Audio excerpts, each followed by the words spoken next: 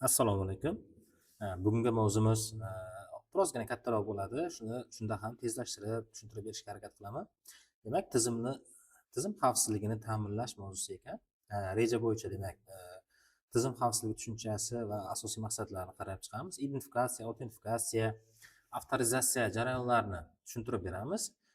Parolga asoslangan autentifikatsiya mexanizmlarini tushunishga harakat qilamiz va zamonaviy parol hashlash algoritmlarini, ya'ni parollarni xavfsiz saqlash haqida suhbatlashamiz. Xo'p, tizim xavfsizligi tushunchasi va uning asosiy maqsadlari demak quyidagicha bo'ladi. Tizim xavfsizligi demak bu axborot tizimlari, kompyuterlar, dasturiy ta'minot va tarmoq infratuzilmasiga ruxsatsiz kirish, zararlash, o'zgartirish, o'chirib yuborish kabi turli xil xavflardan himoya qilishga qaratilgan demak kompleks yoki bo'lmasa tashkiliy choralar majmuasi hisoblanar ekan. Tizim xavfsizligi konsepsiyasi axborot resurslarining uzluksizligini, apparat, dasturiy tarmoq va ma'lumotlar qatlamlarining himoyasini demak o'z ichiga olar ekan. Xo'p, bu sohada demak tizimga ruxsatsiz kirish, oldini olish, ma'lumotlar buzilishini yoki bo'lmasa o'zgartirishni oldini olish, xizmat ko'rsatishni uzluksizligini ta'minlash va kelajakdagi kutilayotgan va mavjud bo'lgan tahdidlarni ga tezkorlikda javob berish vazifalari turar ekan. Xo'p, o'zi tizim xavfsizligida umuman olganda kiber xavfsizlik sohasining asosiy 3 ta maqsadi bor va vazifasi bor. Bu maxfiylik, yaxlitlik va mavjudlik. Maxfiylikda ma'lumotlarga faqatgina vakolatli subyektlar foydalanish imkoniyatini yaratib berish, butunlik yoki yaxlitlikda ma'lumotlarni o'zgarmasdan ma'lumotlar bazasida saqlash yoki bo'lmasa deylik bir nuqtadan ikkinchi nuqtaga o'zgarmasdan yetib borishini ta'minlash vazifasi turar ekan. Mavjudlikda bu tizim ma'lumotlarning kerakli paytda ishlashga tayyor bo'lishi bu mavjudlikda prinsipini belgilab berar ekan. Xo'p, buning uchun shifrlash, autentifikatsiya yoki bo'lmasa butunlik ta'minlash uchun hash funksiyalardan, raqamli imzolardan foydalaniladi yoki tizim doim ishlab turishini ta'minlash uchun esa uning zaxira nusxalari saqlab qo'yiladi yoki bo'lmasa kengaytirilgan doimiy tahdidlardan himoya qilinar ekan. Yoki bo'lmasa deylik, turli xil favqulodda holatlarda tezkorlik bilan ma'lumotlarni tiklash choralari ko'rilishi kerak ekan. Xo'p, hozirgi kunda zamonaviy tahdidlar deylik, turli zararli dasturlar yordamida amalga oshirilishi mumkin. Buning uchun biz virus, troyan, ransomware, spyware kabi turli zararli dasturlarni misol qilib keltirishimiz mumkin ekan. Har birining alohida o'zining ko'payish usuli yoki bo'lmasa yetkaziladigan zararga qarab bir-biridan farq qilishi mumkin ekan zararli dasturlar. Yoki bo'lmasa zamonaviy tahdidlarga man in the middle tahdidlari deymiz, ya'ni ikkita tomon o'rtasida trafikni tinglab turib ma'lumotlarni bilib olishi imkoniyati bor ekan, ya'ni shunaqa hujum turi bor ekan. Xo'p, yoki bo'lmasa deylik parollarga nisbatan qo'llaniladigan turli xil hujumlar, ya'ni parollarni aniqlashga qaratilgan hujumlar. Bunga brute force deymiz yoki lug'at asosidagi hujum deymiz, dictionary deymiz, rainbow table deymiz, ya'ni o'sha kamalak jadvali degan nomlar bilan ataladi. Bularga ham alohida to'xtalib o'tamiz va himoya choralariga ham hali alohida to'xtalib o'tamiz.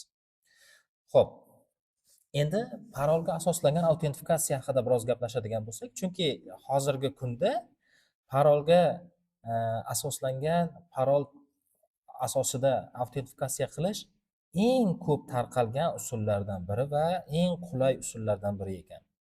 Xo'p, masalan deylik, hozirgi kunning talabiga kamida uzunligi, parolning uzunligi 10 ta 12 ta belgidan iborat bo'lishi, bu o'sha brute force hujumlaridan himoya qiladi va sababini ham alohida tushuntiramiz. Demak, katta kichik harflardan yoki bo'lmasa maxsus belgilardan, kombinatsiyalardan tashkil topgan parollar qo'yish hozirgi kunning talabi darajasida ekan. Yoki bo'lmasa bir xil parollardan bir nechta tizimlarda foydalanmaslik talabi ham bor. Ya'ni imkon qadar har xil tizimlardan, har xil parollardan foydalanish maqsadga muvofiq ekan. Yoki bo'lmasa deylik, ko'p ishlatiladigan ma'lumotlar, ism, tug'ilgan sana yoki bo'lmasa joy nomlari kabi parollardan foydalanmaslik hozirgi kunda talab qilinar ekan. Endi parol uzun bo'lsa, qanaqa ahamiyati borligini sizga tushuntirib beraman. Ya'ni siz tasavvur qiling, tizim pin kod so'rayotgan bo'lsin. Pin kodda faqat raqamlar ishlatiladi va raqamlar 0 dan 9 gacha 10 ta raqamdan tashkil topgan. Agar siz 10 ta belgidan tashkil topgan faqat raqamlardan foydalanadigan bo'lsangiz va parolingiz uzunligi, pin kodingiz uzunligi 10 ta bo'ladigan bo'lsa, bu belgilar soni 10 ning parol uzunligini darajasi 10 ko'rinishda bo'lar ekan. Ya'ni bu deganimiz jami mumkin bo'lgan parollar soni kombinatsiyasi bu 10 darajasi 10 shaklda bo'lar ekan. Ya'ni bu deganimiz hozirgi kunda ishlaydigan o'rtacha kompyuterlar, mana bu yerda yozganmiz, 10 darajasi 10 ta parol kombinatsiyasi bo'ladigan bo'lsa, u barcha kombinatsiyalarni ko'rib chiqish uchun 1 sekundda 1 million ta kombinatsiya ko'rib chiqiladigan bo'lsa, bu degani taxminan 2,7 soatda ko'rib chiqib qo'yar ekan. Ya'ni barcha parollarni mumkin bo'lgan barcha parollarni brute force usulida ko'rib chiqadigan bo'lsak. Xo'p. Demak, agar parollarda belgilar soni ko'payadigan bo'lsa, masalan, katta kichik harflar, bu 26 ta kichik harf, 26 ta katta harf 52 ta bo'ladi. Undan tashqari raqamlar qo'shiladigan bo'lsa, 62 ta bo'ladi. Yana maxsus belgilardan foydalanadigan bo'lsangiz, ya'ni deylik, sabachka deymiz, dollar belgisi, panjara belgisi deymiz, shu kabi belgilardan foydalanadigan bo'lsangiz, yana ham parolingiz xavfsizligi oshar ekan va shunda hisobida deylik 10 ta belgidan iborat bo'lgan paroldan foydalanadigan bo'lsangiz, 70 ta belgi deb taxmin qiladigan bo'lsak, barcha urinishlar, mumkin bo'lgan barcha parollar kombinatsiyasi demak 2,8 10 darajasi 18 ko'rinishda bo'lar ekan. Super kompyuterlar o'rtacha 1 sekundda 10 darajasi 9 ta kombinatsiyani ko'rib chiqadigan bo'lsa, demak taxminan 90 yil muddatda barcha parollarni ko'rib chiqib, sizni parolingizni buzishga ketadigan vaqtni hisoblasangiz bo'ladi. Eng ko'pi bilan deyilgan, lekin bu balkim siz parolingizni ertaroq topilib qolishi mumkin. Managanda mana shunaqa qilib tushunsak bo'lar ekan. Endi murakkablik darajasiga qarab bu yerda parollarni turli xil ko'rinishlarini yozib qo'yganmiz. Bunday parollarni lug'at asosidagi hujum, dictionary attack deymiz va barcha mumkin bo'lgan kombinatsiyalarni ko'rib chiqsa, brute force orqali hujumni juda ham qiyinlashtirib yuboradi. Bu ya'ni har xil belgilardan foydalanish. Xo'p, endi parollarni hech qachon ochiq ko'rinishda saqlamaslik kerak degan prinsip bor. Bu ya'ni siz deylik server bor, o'sha serverga deylik o'sha tizimga foydalanuvchilar ma'lumotlari bilan, ya'ni ro'yxatdan o'tib login va paroli bilan kiradi. Va shu login va parolni tekshirish jarayoni bu autentifikatsiya deyiladi. Ya'ni autentifikatsiyada tizim sizni logini bilan parolingiz mos keladimi, yo'q, shuni tekshirib oladi. Shu paytda tekshirib olish jarayonida tizimda siz haqingizda, ya'ni sizning loginingiz va sizning qandaydir o'sha parolingiz bilan bog'liq bo'lgan ma'lumot bo'lishi kerak ekan. Demak, oddiygina qilib deylik, siz ro'yxatdan o'tganingizda parolingiz 1 2 3 parol 1 2 3 ko'rinishda bo'ladigan bo'lsa, agar uni serverda shu ko'rinishda saqlanadigan bo'lsa, hujumchilar deylik tizimga qandaydir usullar bilan buzib kiradigan bo'lsa, to'liq hammaning parollarini o'g'irlab olib, boshqa foydalanuvchilar nomidan ish ko'rishi mumkin bo'lib qolar ekan. Buni oldini olish uchun tizimda parollarning hash qiymatlari saqlanishi mumkin ekan. Ya'ni hash qiymat deganimiz bu o'sha ma'lum bir aniq o'lchamga uzunlikka ega bo'lgan va bir tomonlama funksiya deymiz, ya'ni orqaga qaytarib bo'lmaydi. Ya'ni bu parol 1 2 3 degan parolda mana bunaqa uzunlikdagi hash funksiya hosil bo'ladigan bo'lsa, buni orqaga qaytarib bo'lmaydi. Ya'ni parol 1 2 3 ga orqaga qaytarib bo'lmaydi. Xo'p, lekin masalan deylik, hacker shu hash funksiyani o'g'irlaydi ham deylik, o'g'irlagani bilan parol bir ikki uchta orqaga qaytara olmaydi, lekin uni buzishni boshqa usullari ham bor. Ya'ni bu usullarda biza rainbow table deymiz yoki boshqa usullar ham bor. Ularda ham gaplashib chiqamiz. Endigi qilinadigan ish parolni o'z holaticha parol 1 2 3 ko'rinishda emas, uning orqasiga salt deymiz, ya'ni tasodifiy qiymat qo'shib xotirada saqlasak va bu yana ham parolni mustahkamligini oshirib berar ekan. Ya'ni bu degani nima degani? Deylik, sizni parolingiz parol 1 2 3 ko'rinishda bo'ladigan bo'lsa, unga tasodifiy deylik mana bunday qiymatni qo'shib yubordik. A7 F9 Q degan qiymatni qo'shib saqlaymiz va uni heshlab yuboramiz. Va heshlab yuborsak, endi uning hesh qiymati butunlay boshqa qiymat chiqar ekan. Endi agar boshqa foydalanuvchi ham xuddi sizdek 1 2 3 parol 1 2 3 deb ko'rinishda parol yozgan bo'lsa, endi ikkalangiz ikki xil salt qo'shilgani hisobiga hesh qiymatlari har xil chiqib qolar ekan. Shuning uchun ya'ni tizimda bir xil parolning hesh qiymatlari har xil ko'rinishda saqlanar ekan. Ya'ni bu narsa rainbow table hujumlarni demak oldini olishga yordam beradi. Xo'p, endi rainbow table ga keladigan bo'lsak, bu nima deydigan bo'lsangiz, hop, rainbow table haqida mana bor bu yerda. Ya'ni rainbow table shunaqa hujumki, hakkerda demak quyidagi jadval bo'ladi. Ya'ni o'sha rainbow table uchun qo'llaniladigan jadval bor deb hisoblaylik. Masalan, deylik, eng ko'p uchraydigan parollar ro'yxatini oladi u. Ya'ni u qayerdan oladi desangiz, internetda ham bor, u juda ko'p joylarda topsa bo'ladi. Ya'ni ko'p ishlatiladigan parollar ro'yxatini ham shunaqa parollardan foydalanmang degan ma'noda tavsiyalar berilgan. Masalan, 1 2 3 4 5 admin, QWERTY degan parollar juda ham ko'plab uchrar ekan. Mana shularni avvaldan hesh qiymatlarini hisoblab oladida va jadval hosil qilib oladi. Ya'ni kamalak jadval deylik. Deylik 1 2 3 4 5 6 degan parolning hesh qiymati tasavvur qiling mana shunaqa. SHA-1dagi. Qolganlarining ham SHA-1dagi qiymatlari bor.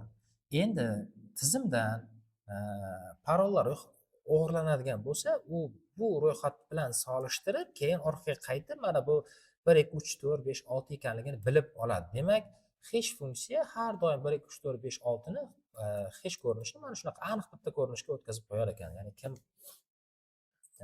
heshlashdan qat'iy nazar. Funksiya doim har doim bir xil ishlar ekan. Demak, agar uning orqasiga tasodifiy salt qo'shib yuboradigan bo'lsak, endi bu rainbow table, ya'ni kamalak jadvaliga tushmay qolar ekan. Ya'ni u endi 1 2 3 4 5 6 ning hesh qiymat bu ko'rinishda bo'lgani bilan uning orqasiga nimadir qo'shib yuboradigan bo'lsak, ya'ni salt bu tuz, ya'ni tuz tasavvur qiling, ovqatga qo'shib yuborsak, uning xususiyatini o'zgartirib yuboradi, ta'mini o'zgartirib yuboradi. Xuddi shunaqa ma'noda buning hesh qiymati ham butunlay boshqacha chiqib ketar ekan. Xo'p, mana shu joyini, ya'ni hesh funksiyalarini ishlatishni misol qilib ko'raylik. Mana buning uchun bizda pusk r deb bosamiz va cmd komandasini ishga tushiramiz. Xo'p, cmd komandasi orqali biz nima qila olamiz? Bu yerda hesh funksiyalarini, hesh fayllarni heshlash imkoniyatimiz bor va bundan keyin manzilni kiritishimiz kerak. Xo'p, birorta faylni men manzilni olaman. Xo'p, deylik, bizda mana bu yerda fayllar bor ekan. Xo'p, mana shu yerdan manzilni kiritaman. Certutul hesh fayl deb yozdim, manzilni kiritdim va manzildan keyin fayl nomini kiritaman. Mana bu yerda video bor ekan. O'sha videoni nomini kiritdim va uni formatini kiritaman. Va qaysi hesh funksiya bilan heshlashimni yozaman bu yerda. Hesh funksiyalar ko'p, buning uchun siz hesh funksiyalar degan mavzumizni alohida ko'rib chiqishingiz mumkin. Xo'p, endi heshlashni boshladi hozir. SHA-256 bilan taxminan qancha hozir hajmini ko'rib olamiz bu yerda. Bu faylimizni hajmi demak 2.76 GB. Ya'ni deyarli 3 GB ga yaqin ekan. Xo'p, ana endi ko'rsangiz, mana shuning hash qiymatini hisoblab bo'ldi. Juda ham tezkorlik bilan hisoblab bo'ladi, xuddi shunday.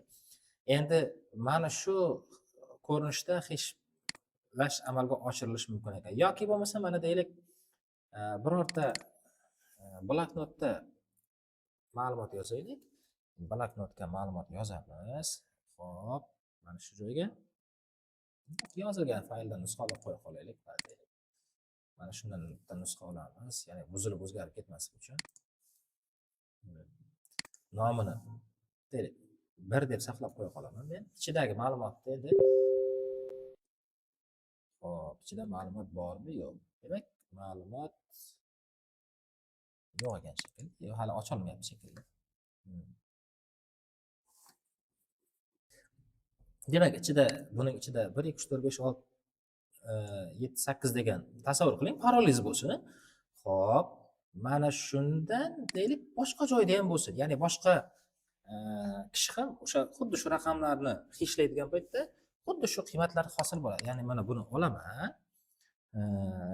Boshqa tizimda xuddi shu qiymatni hashlayapti deb hisoblaymiz. Xo'p, mana diskda diskka tashlaymiz va shu yerga o'chiramiz.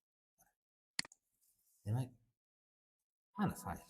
Ikkalasini ham alohida hashlayman va qiymatlarni solishtirib ko'ramiz hozir.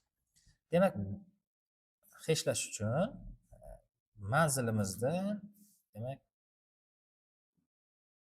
endi bizning faylimiz boshqa fayl edi. Endi bu fayl tushunib oldik, ya'ni hashlash qanday bo'lishini. Xo'p, ichida bir nuqta text bor. Va shuni SHA-256 bilan hashlayapmiz. Hash qiymatini oldik, mana buni oldim. Xo'p, endi xuddi shu fayl bor va boshqa joyda turibdi. Bu diskda turibdi mana. Buning uchun biz diskda manzilni yozib olamiz.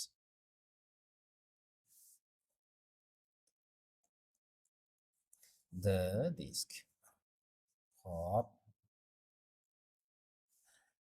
disk ichida bir nuqta text degan fayl bor. Mana ko'rsangiz, demak, ikkalasini ham hash qiymati bir xil. Ya'ni bu deganimiz faylda ichida ma'lumot bir xil bo'ladigan bo'lsa, qayerda hashlashdan qat'iy nazar ma'lumotlar bir xil chiqaverar ekan. Endi uning orqasiga salt qo'shadigan bo'lsak, salt qo'shib olamiz. Bironta o'zgaruvchilar qo'shamiz. Mana tasodifiy belgilar qo'shamiz. Endi uni saqlasak, agar tizimga xuddi shunaqa qilib o'zgartirib, uning orqasidan ma'lumot qo'shib saqlasa, endi uning qiymati boshqacha chiqishi kerak. Xo'p. Demak, qayerda turadi? Xuddi shu joyda turadi. Ketdik. Mana. Endi ko'rgan bo'lsangiz, buning boshlanishi hash funksiyasi E18BA deb yozilgan. Bu yerda EF797. Bu yerda bir xil edi. Ichidan ma'lumot qo'shsangiz, demak, hash funksiyasining qiymati ham butunlay o'zgarib ketar ekan. Demak, tushunarli. Mana shunday ko'rinishda saltni vazifasi, ya'ni ko'p uchraydigan parollarning ustiga tasodifiy qiymatlar qo'shib, buning hash funksiyasini qiymatini o'zgartirib yuborsa, rainbow table ga tushish imkoniyati bo'lmas ekan bunaqada. Xo'p, lekin bu ham to'liq himoya chorasi degani emas. Ya'ni nima bo'lishi mumkin? Deylik, tizimda o'g'irlanishi mumkin salt bilan qo'shib. Nimaga desangiz, tizim saltni ham kimga qanday o'sha tuz qo'shganligini, qiymat qo'shganligini saqlab qolish kerak. Mana tasavvur qiling, kimningdir username tizimda qanday saqlanyapti? Mana deylik, username, logini deylik, Olimjon 2025 deb saqlanyapti. Uning paroli endi argon 2 degan hash funksiya bor, shu bilan saqlanyapti deb hozir misol qilib qo'yamiz. Uning salti mana bu yerda turibdi.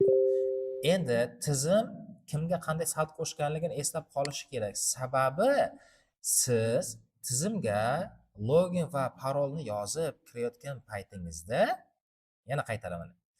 Siz tizimga foydalanuvchining loginini va parolingizni yozib kirayotgan paytingizda, tizim sizga avval qaysi saltni qo'shib tizimga uning hash qiymatini yaratgan bo'lsa, xuddi shu saltni yana sizning parolingizga orqasidan qo'shib, mana bu turgan parolingizning orqasidan mana bu saltni qo'shib saqlab, sizning tizimdagi hash qiymatingiz bilan solishtirib ko'rish kerak.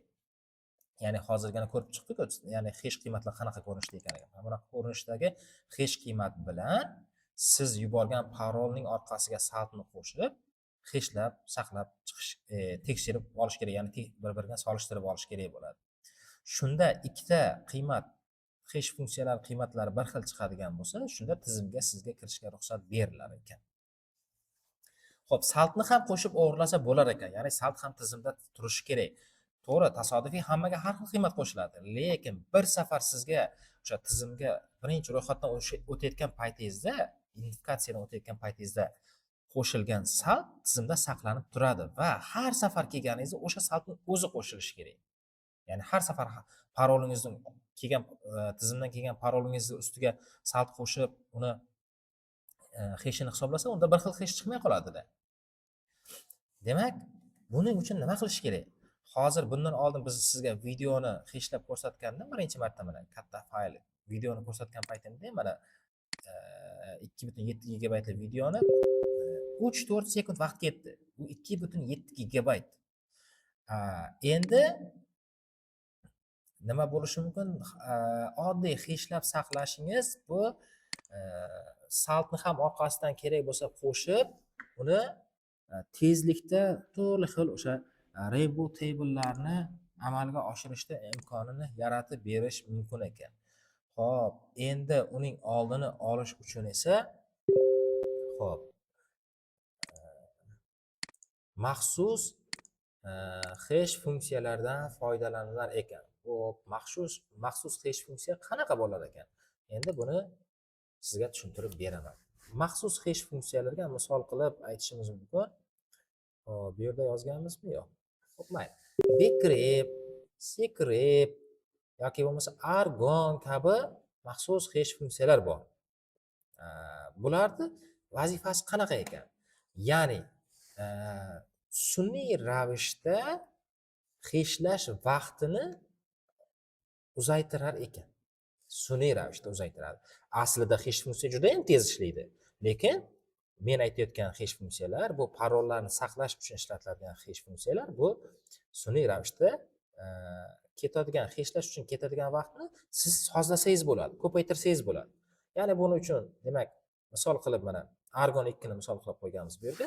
Masalan, Argon 2 da asosiy parametri memory cost, time cost yoki parallelizm degan asosiy xususiyatlari bor. Ya'ni bu nima degani? Memory cost degani har bir parolni hisoblash uchun tizim qancha xotira ishlatishini belgilab berar ekan. Xo'p, mana bu yerda yozilganmikan, yo'qmikan? Demak, mana yozilgan ekan. Parolni hashlash uchun 4096 kilobayt memory cost kerak bo'lar ekan. Iteratsiyalar soni 3, parallelizm 2. Xo'p, bu nima degani? Demak, bitta hashlash uchun xotira, doimiy xotira 4096 kilobayt kerak bo'lar ekan. Endi tasavvur qiling, sizga bir vaqtda juda katta hash funksiyalarni tezkorlik bilan ishlataman desangiz, operativ xotira qanchalik operativ xotirangiz katta bo'ladigan bo'lsa, tizim shunchalik sekin ishlashni boshlaydi. Ya'ni bu narsa juda tez hash funksiyani ishlashini oldini olar ekan. Ikkinchisi memory cost degani, keyingisi time cost degani bu parolni necha marta qayta aylantirib hashlashini bildiradi. Ya'ni bir marta hashlab bo'ldingiz, mana tasavvur qiling, siz biz yuqorida mana bu parolni 1 2 3 4 5 6 7 8 degan parolni hashladik va uning qiymati mana bunaqa chiqdi deylik. Mana bunaqa chiqdi. Endi ikkinchi safar yana qayta hashlashni siz buyuryapsiz. Aynan javobini, ya'ni birinchi hashlagan mana bu qiymatning natijasini hashlashni buyurasiz. Va buni orqasidan yana mana buni olib, mana misol tasavvur qiling, mana bu yerga qo'yildi, yana shuni hashlayapsiz siz. Saqladim masalan deylik. Saqlab yana qaytadan hashlashni buyuryapsiz. Ya'ni tizim buni avtomatik qiladi, endi qo'lda qilmaydi-yu. Yana natijasini yana bir marta hashlashni buyuryapsiz. Xuddi shunaqa qilib siz buni boshqarsangiz bo'lar ekan. Ya'ni masalan bu yerda men bu yerda iteratsiyalar soni 3 yozilgan ekan, ya'ni 3 marta emas, 10 marta, 100 martalar qilib amalga oshirsa bo'lar ekan. Aslida bu yerda 3 degani bu 2 darajasi ko'rinishda yoziladi. 2 darajasi 3 bo'ladi. 8 marta qayta o'zini o'zi qayta hashlash kerak bo'ladi. Bu nima degani? Masalan, hujumchi katta imkoniyatga ega, uning video karta bilan bir vaqtda bitta vazifani yuzlab, minglab bo'laklarga bo'lib ishlash imkoniyati bor. Video kartalarning imkoniyati. Masalan, oddiy markaziy prosessor SPU 8 ta, 16 tagacha yadro bo'ladigan bo'lsa, bitta vazifani 16 ta qismga bo'lib ishlaydigan bo'lsa, video kartalar 100 ga, minglarga bo'lib alohida vazifani ishlay oladi. Ya'ni bu deganimiz juda ham katta unda Rainbow Table jadvali bor. Mana bunaqa parollar ro'yxati bor unda. Endi shunaqa ro'yxatni juda katta tezlik bilan hashlab, uning natijalarini olib, siz natijalaringiz bilan solishtirib, sizni parolingizni aniqlab qo'yish imkoniyati bor ekan. Endi agar siz bunday hash funksiyalardan foydalanadigan bo'lsangiz, sizni video kartaga o'xshagan bo'laklarga bo'lib bir nechta vazifani alohida qilish imkoniyati bo'lmaydi. Masalan, bir nechta vazifa deganda 1 2 3 4 5 6 degan parolni video karta alohida buni bajaraveradi, bunisini ham alohida bajaraveradi va bunisini ham alohida bajarib, bir vaqt o'zida 1000 ta parolni olib, hash qiymatini chiqarib, ularni bir-biri bilan solishtirish imkoniyati bo'ladi video kartada.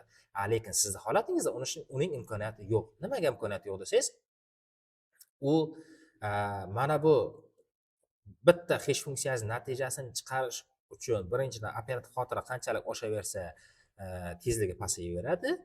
Ikkinchidan, u iteratsiyalar soni, ya'ni bitta hash qiymatining natijasi chiqqandan keyin ikkinchisini amalga oshirishga to'g'ri kelyapti. Endi video karta uni birinchisining javobini chiqishini kutadi uni. Ya'ni u qancha vaqt ketadi uni kutib, ikkinchisini amalga oshiradi. Oddiy, demak, video karta hash funksiya bilan bir vaqtda 1 millionta kombinatsiyada hashni amalga oshiriladigan bo'lsa, hash qiymatini hisoblaydigan bo'lsa, endi siz Argon 2 ga o'xshagan hash funksiyalar bilan endi siz 100 ta yoki undan ham kam amalga oshirishingiz mumkin ekan. Ya'ni vaqt ko'p ketar ekan. Vaqt ko'p ketgandan keyin uni hamma parollar kombinatsiyasini ko'rib chiqib, uni brute force qilib, uni hashlab, hammasini solishtirib chiqish juda ko'p vaqtni talab qilar ekan. Xo'p, shu bilan parollarni qanday xavfsiz saqlashni tushunib oldik. Hash funksiyalari haqida ham biroz bo'lsa ham tushunchaga ega bo'ldik. Ya'ni parollarni o'zi oddiy holatda saqlanmas ekan, ularni hash qiymatlari saqlanar ekan. Hash qiymati bo'lganda ham qanaqa? Hozirgi kundagi zamonaviy hash funksiyalar yordamida hashlab saqlanar ekan. Yana bitta qo'shimcha ma'lumot, Argon 2 ID versiyasi 2015-yilda hash funksiyalar ichida g'olib deb topilgan va buning 3 ta versiyasi bor. Argon 2i, Argon 2d, Argon 2id versiyalari bor. Ularda i versiyasi bu side channel hujumlaridan himoya qiladi, ya'ni yon kanal hujumlari deyiladi. Bu qurilmani hashlashga ketgan vaqtini, protsessorda ketgan vaqtni, chastotalari yoki bo'lmasa boshqa fizik qurilmalarning ma'lumotlarini olib, taxminiy hash ma'lumotni aslga qaytarish uchun kerak bo'ladigan turli ma'lumotlarni yig'ishga qaratilgan. D esa o'sha operativ xotirani sun'iy ravishda, katta operativ xotira ishlatadigan bo'lsak, sun'iy ravishda ularni ishlashini sekinlashtiradigan prinsip ekan. Shu bilan darsimizni tugallaymiz. Biroz cho'zilib ketdi videomiz. Oxirigacha ko'rganlar uchun rahmat. Bilimingizni oshiring. Hozirgi kunda eng muhim sohalardan biri bu o'sha kiber xavfsizlik sohasida amaliyotda yana ham ko'proq ma'lumotlarni o'rganishga harakat qiling. Sog' bo'ling.